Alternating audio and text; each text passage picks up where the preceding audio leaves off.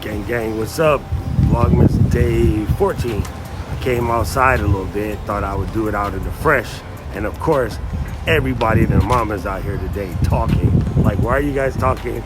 And like, nobody was driving around the neighborhood the whole time I had this joint set up. I finally get it set up, and everybody and their mama is out here making noise. You know, little basketball Jones hopping in back there.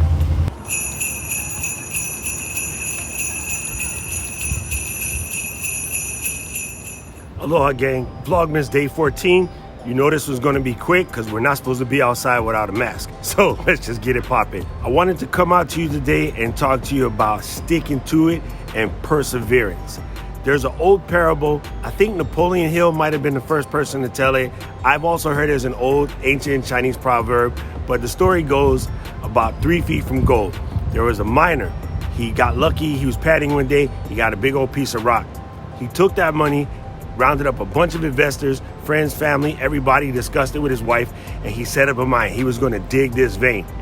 So he's digging and digging and digging deep into the mountain, and he only kept pulling out, you know, like little bit gold here, a little bit gold there, but he wasn't really hitting what he thought was this big gold vein because of the original piece.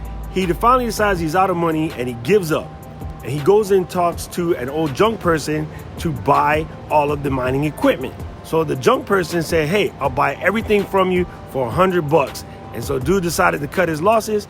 He gave up after pressure from his investors, his wife, his friends and family. He gave up, and that was it.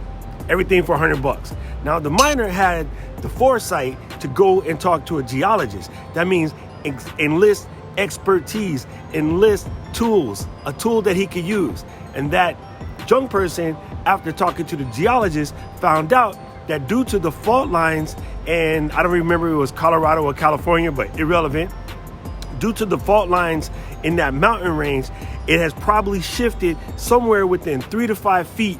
And so there's a master vein that's still in there, but dude had his coordinates off. He was off by literally 3 to 5 feet.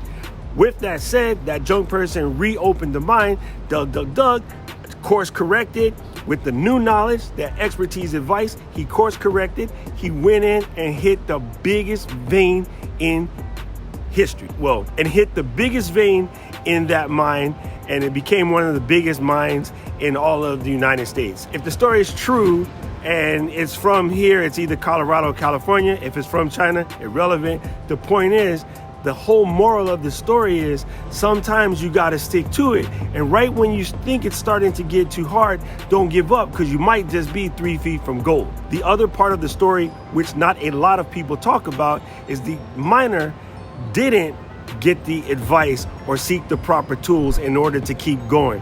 Whereas the junk person had the foresight and the intelligence to seek more knowledge before he dove right in. So either one is important today. I think you guys have come this far. As of tomorrow, we'll be halfway through. So I don't want you to give up now. I want you to keep going, but don't forget, you can ask questions, you can seek those resources, you can reach out, you can get a little extra help, a little extra advice, because you might just be 3 feet from gold.